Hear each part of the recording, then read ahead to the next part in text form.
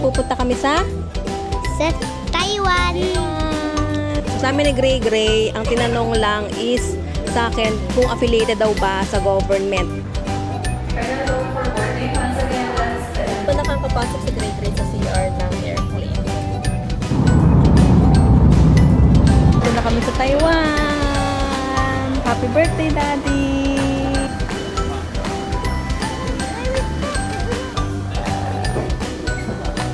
Okay, nandito na kami ngayon sa hotel. Sa Liho Hotel Hankou kami nagsistay ngayon. Tapos, eto na mismo yung kama. Ayan. And then, may maliit na side table po. Hi, everyone! Andito kami ngayon sa NAIA Terminal 3 kasi pupunta kami sa Taiwan. Dumating kami dito sa airport mga 6 or 6:30 na ata. So, dumiretso kami sa travel tax counter para magbayad ng travel tax. As always, sa counter talaga kami sa airport kami nagbabayad kasi nga merong reduced travel tax for minor. Si Gray, kalahati lang yung travel tax niya. So after no, nag-check-in na kami. Nakapag-online check-in naman na kami, pero kailangan pa rin namin pumunta sa check-in counter kasi meron kaming bag drop. May check-in baggage kami na kailangan i-check-in. Tapos syempre yung printing ng boarding pass. Pero meron na ngayon yung self bag drop. Pwede na kayong mag-check-in doon sa mga self bag drop na kiosk. Tapos dumiretso na kami sa immigration and naka-e-gates na sila. Yung entrance lang ng immigration ha, hindi siya yung talagang replacement for immigration officer, hindi. Parang instead na i-check ng staff yung passport, isa-scan na lang doon sa e-gates. Pero kapag may kasamang bata, mano-mano pa rin, meron pa rin staff doon. Tapos mano-mano nilang i-check yung mga passport, yung boarding pass. Siguro kasi hindi abot ng bata yung scanner or yung picturan doon sa e-gates. Tapos ayun lang naman yung nabago sa immigration, paglampas doon sa e-gates, pila pa rin, mano-mano pa rin yung sa IO. Ngayon, ang ginawa namin, since kasama namin si Tito Deben and Tita Hab, pinauna namin sila. Si Hab muna yung nauna kasi siya yung may experience na, may pangalawang international travel niya na to. Tapos yung before Taiwan din. Tapos si Deben naman, first time niya. So, ginawa namin yung para if ever na may tanong or may kailangan, hindi siya mahuli. So, kami ni Daddy si Daddy yung pinakahuli. Tapos after, kami naman ni Gray. Tapos si Daddy yung last. So, sa amin ni Gray, ang tinanong lang is sa akin kung affiliated daw ba sa government. Ayun lang yung tinanong, wala nang iba. Pero si Gray, kinausap pa siya nung immigration officer, sabi, wow, ang long ng hair mo, ganyan. Tapos si Gray, parang nagtataka bakit siya kinakausap. Tapos sinanong siya, how old are you? Tapos sinasabi naman niya 5. Sabi niya, where are you going? Sagot naman ni Gray, Taiwan. As ayun, light lang. Tapos nakalampas na kami. Sa akin, tinanong sa akin una kung may kasama. Tapos sinabi ko nga yung wife ko, tapos yung brother-in-law ko, tapos yung wife niya. Tapos, tinanong ko nasaan.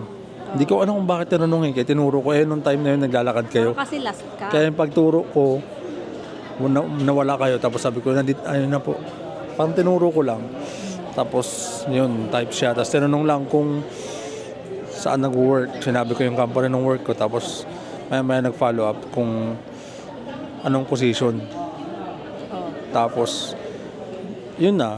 Ako, tinanong lang sino kasama, anong trabaho, tsaka kung anong posisyon ko sa trabaho. Yun lang, walang hiningi. Tinanong lang sa akin kung sino kasama ko, kung anong yung work ko at kung kailan ako uuwi. Ayun. Ang dami kong dalang documents pero ID lang yung hinanap sa akin. Yun lang. Hinanapas ka pa ng ID? Opo. Bukod Yung sa company ID lang. Ayun lang. So, ayun lang yung mga tinanong sa amin lahat. Iba-iba kami ng IO. Ay, hindi. Magkapareho pala ng IO si Daddy tsaka si Tito Deben. Tapos, ayun. Kami ni Gray siguro dahil may kasama akong bata. Kaya wala nang tanong sa akin. Tinanong lang, lagi talaga tinatanong yung government employee. Kasi kapag government employee, required na meron travel authority. So, kaya siguro laging tinatanong yon. Requirements papunta sa Taiwan, passport lang naman dahil as of today, visa exempt ang mga Filipinos, extended until July ba? Until July 2026 ata. extended yung visa exempt, visa free ng Taiwan. Tapos since lalabas ng Pilipinas, kailangan din mag-fill out, mag-submit ng e-travel, nasa e-gov yan. Meron na akong ginawang guide kung paano mag-fill out ng e-travel. Ilalagay ko na lang yung link sa description box. And required din ang Taiwan arrival card. Online na ang Taiwan arrival card. Wala na yung mano-mano na form na fill outan dun sa airport. Dati kasi meron. Nung huling punta namin last year, meron pang mga papel. Pero ngayon, online na lahat. I-upload ko rin yung guide kung paano mag-submit or mag-fill out ng Taiwan arrival card. Ilalagay ko na din yung link sa description box. So ayun lang naman. Maghihintay lang kami dito, papalipas ng oras. And ang flight namin is 11. Tapos dating namin sa Taiwan is 2 a.m. Wala naman time difference ang Taiwan at Philippines. Delayed ang flight namin. 11:35 dapat yung original na flight. Tapos, na-move siya. Actually, walang sinabi kanina kung anong oras. Talagang naghintay lang kami ng announcement. Tapos ngayon, 12 o'clock.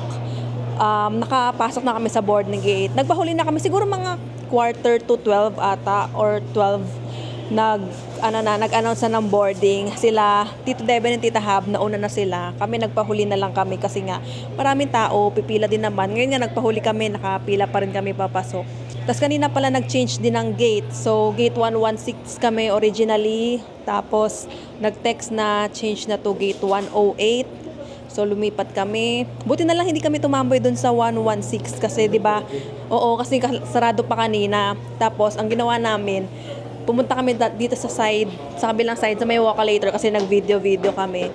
Tapos sakto nag-text na yun nga, gate change dito sa side na to, yung 108. So hindi na kami naglakad ng malayo or yung hindi kami palipat-lipat. Si Gray hindi pa natutulog kasi nga nandun yung adrenaline rush. May kakwentuhan siya sila Tita Hab, Tito Deben. Pero mamaya for sure tulog yan sa biyahe. Nag-nap time naman siya. Mahaba naman yung nap time niya.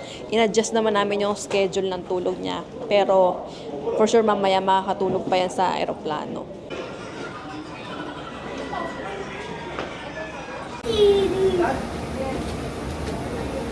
Dali mo, sir.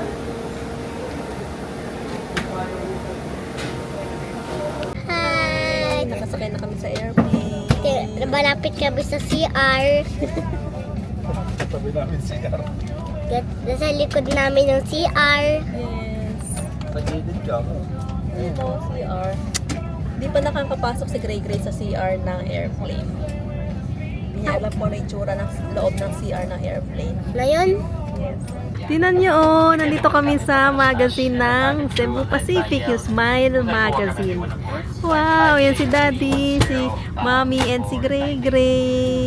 Nandun kami sa Hong Kong Disneyland. Sino to? Ibang tao yan, pangalan niya, Bert. Wow, Bert. Burgie.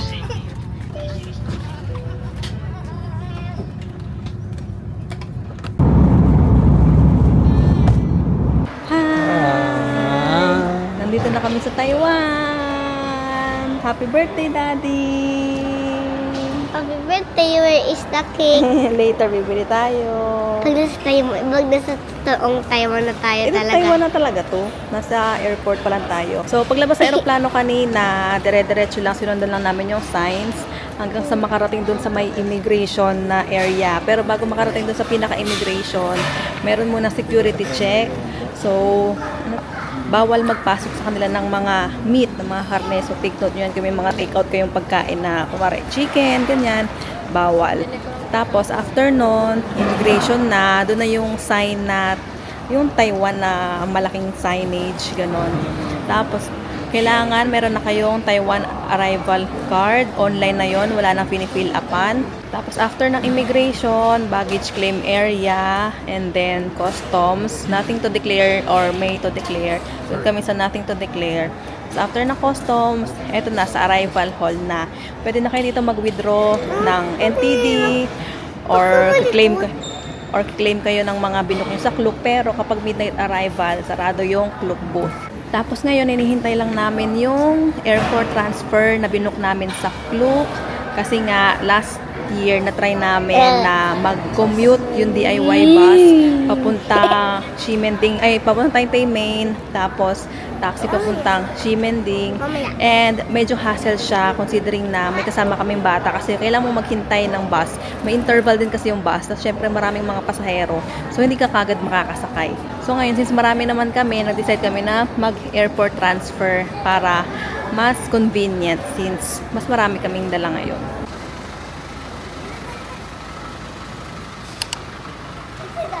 Go.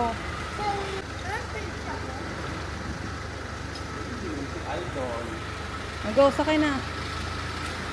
Bigla sa harap.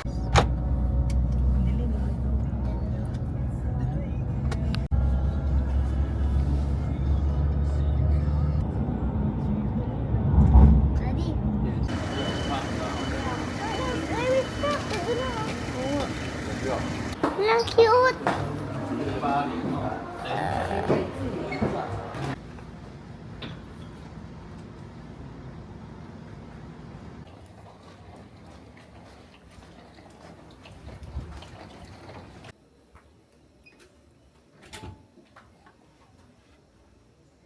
Okay, nandito na kami ngayon sa hotel. Sa Liho Hotel Hankou kami nagsistay ngayon.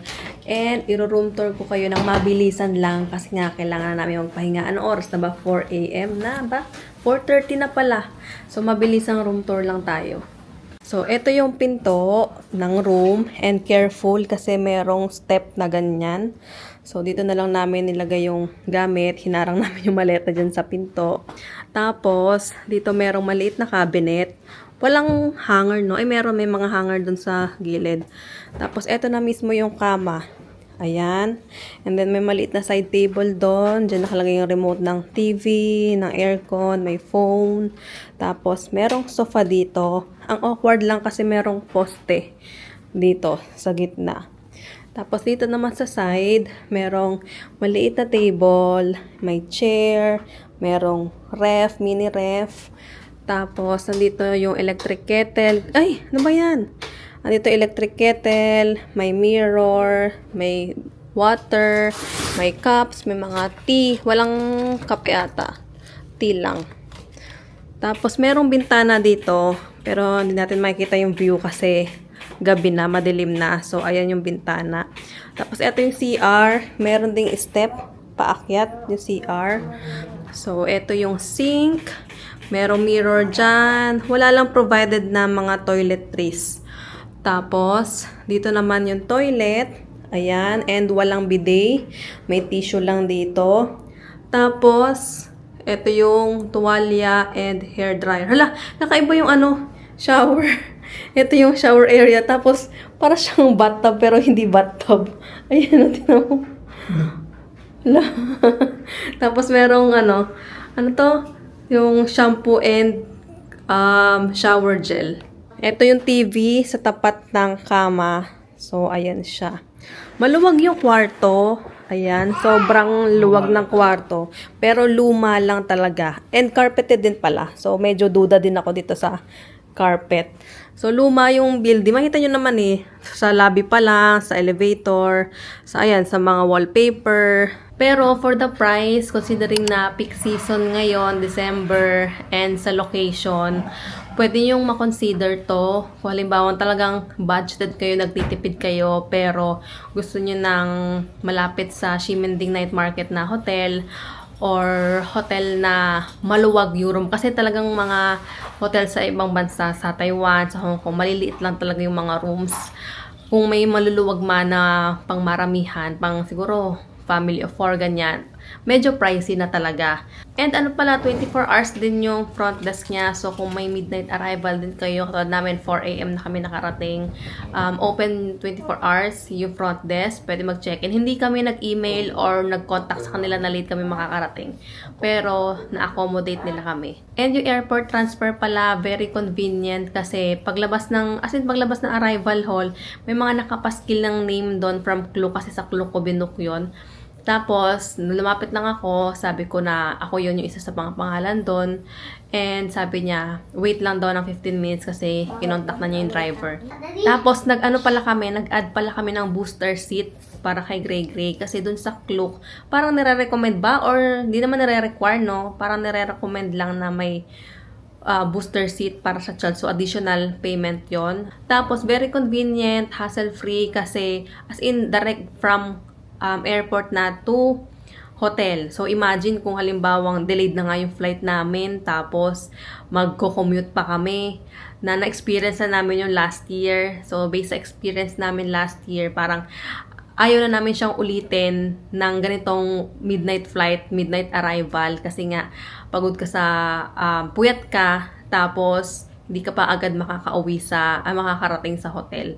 Kasi nga, magta-transfer ka. So, hindi ka makakapahinga sa biyahe, hindi ka makakatulog sa biyahe kasi kailangan mindful ka na baka mamaya lumampas ka dun sa bus na sinasakyan mo, tapos kailangan mo pang bumaba at lumipat, mag-taxi papunta sa hotel, katulad ng nangyari sa amin last year na iba pa yung binabaan sa amin, parang ganon. So at least ngayon, at in point to point na, mas convenient siya. Medyo pricey nga lang talaga, pero since 4 naman kami naghati-hati, kasama namin yung kapatid ko. So kahit pa paano, medyo mas napaghatian, medyo mas mura, mas nakasave kasi nga marami kaming maghahati compared kung halimbawa 3 lang kami. So yun lang muna, pahinga muna tayo, and bukas, mamaya, hindi na kami masyadong maaga gigising kasi nga puyat pa, kailangan mo na magpahinga. And wala naman kami masyadong itinerary ngayon for the day kasi nga alam namin na ganito, pag midnight arrival, nakakapagod talaga siya. So, pahinga muna kami and see you later. Siguro see you sa next vlog na. See you sa next vlog.